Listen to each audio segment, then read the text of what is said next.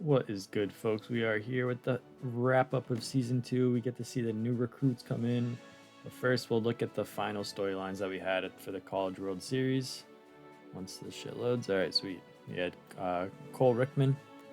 We basically get his stat reveal here. Kind of looked like he was going to be Kiyomoto from the game for a bit, but turns out he's just a nasty hitter and then not great at anything else. But looks like a good DH at least, so that's good for Stanford. And then we had Bryce Callaway, who just kind of revealed as a D 55 everywhere. I actually scouted him early on in the season, saw he was pretty much like pretty mid. Then we had Shea Hunter added to the class, 1 star, but we did get the rating sent to all the female directors, so I had the scouting thing there. She throws like 150 kilometers per hour and was all right. Nothing crazy. Had Dominic Geens come here. This is basically going to be my backup DH option if something fell through.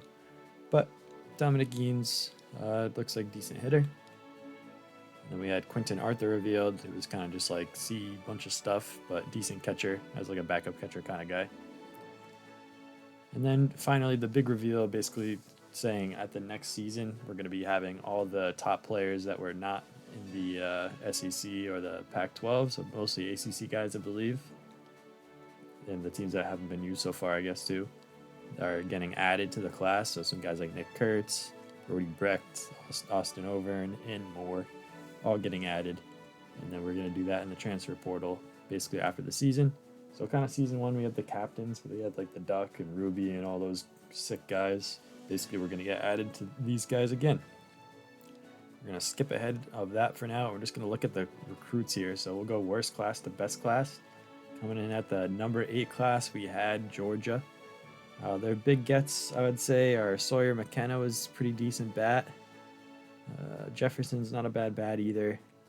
And Suzuki's all right. Shea Hunter got her. Maddox is more of an outfielder, but he's like an offensive outfielder. And then Lila Fernandez is just fast. Overall, definitely like an upgrade still for Slime's team because his team was not too good. Picking Georgia, which was like starting out as a 2-star. But got some more bats in the lineup now to help out Condon, and Slime's shown that he doesn't even need nasty guys to play well, so should be good for him. Next up, we had Oregon State. They still are just doing walk-ons after the class, so everyone gets their team, and then he gets his players, basically to make it fair, because he already knows who all the good players are as he set this all up.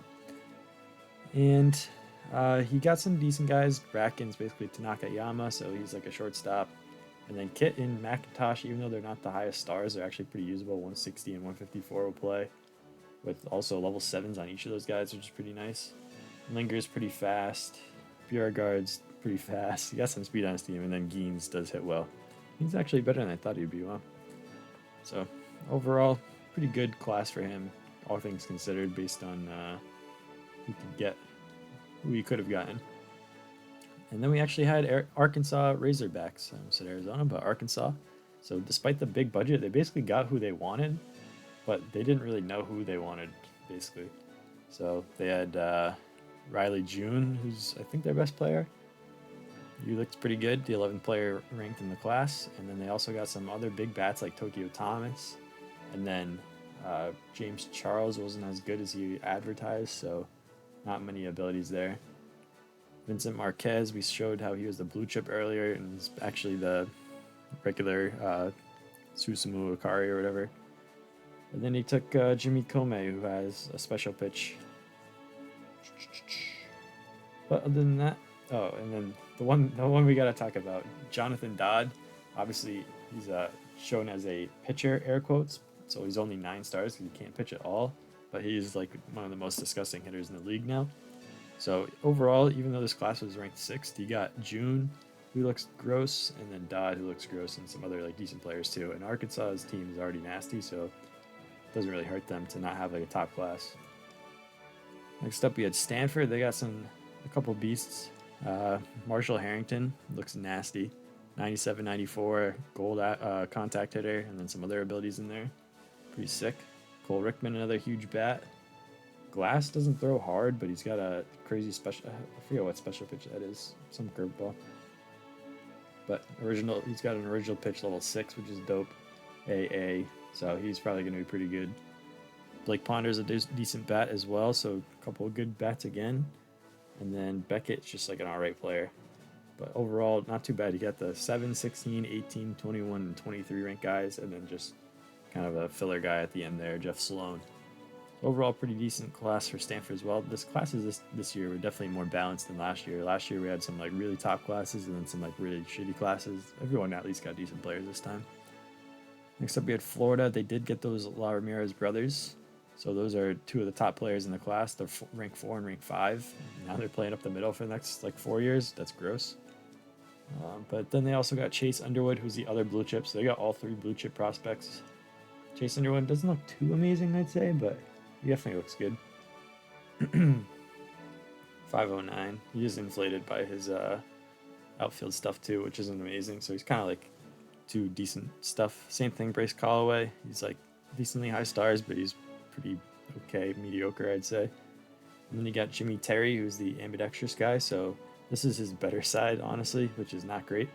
There's 162, which is good, but the other side he's like got like a good curveball and like throws super slow, so not really that good. And then Nelma, a catcher there, was added, and again not too good. So again, some top 3 really really good, well top 2 really really good, and then 3 good, and then some fodder there at the bottom kind of.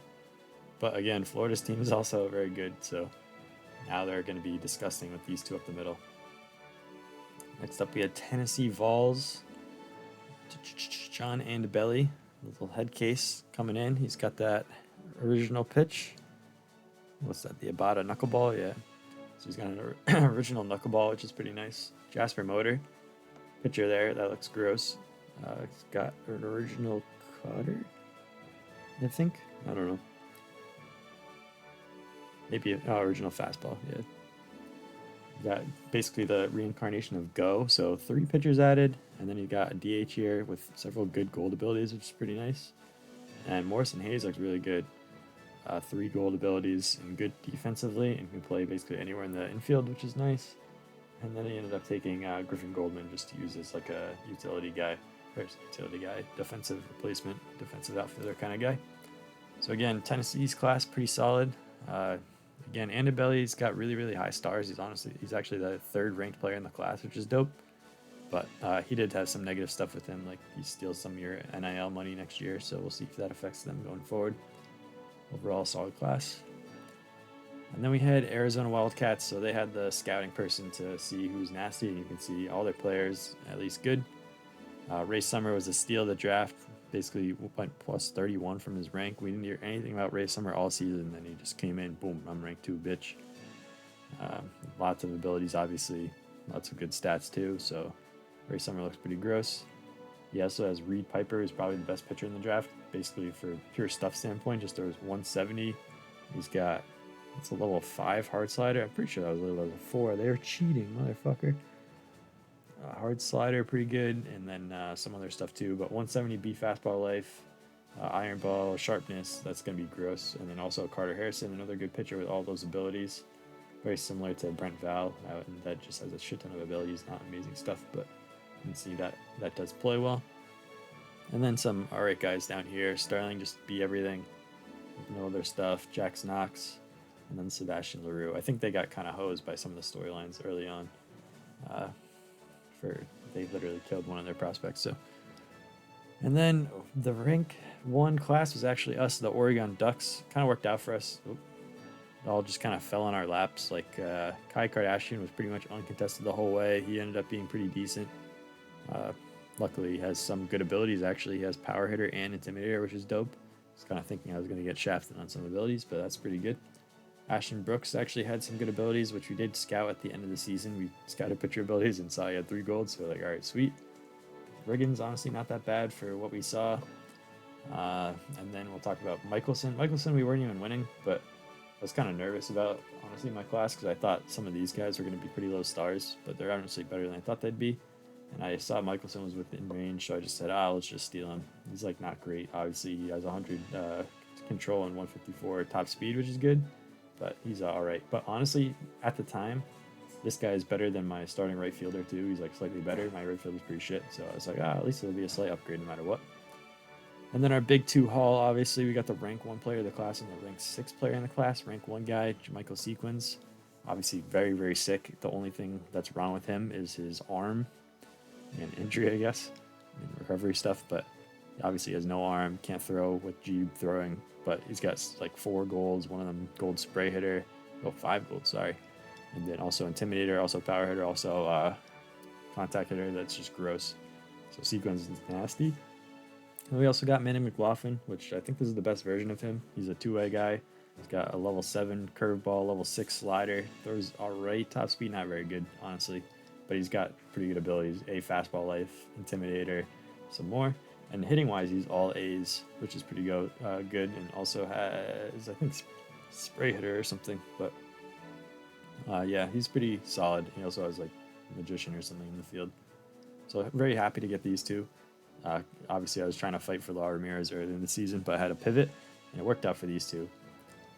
And then the rest also Kardashian. So these 3 I was happy about going into the season, and then glad that these kind of worked out too, just to give us a good class.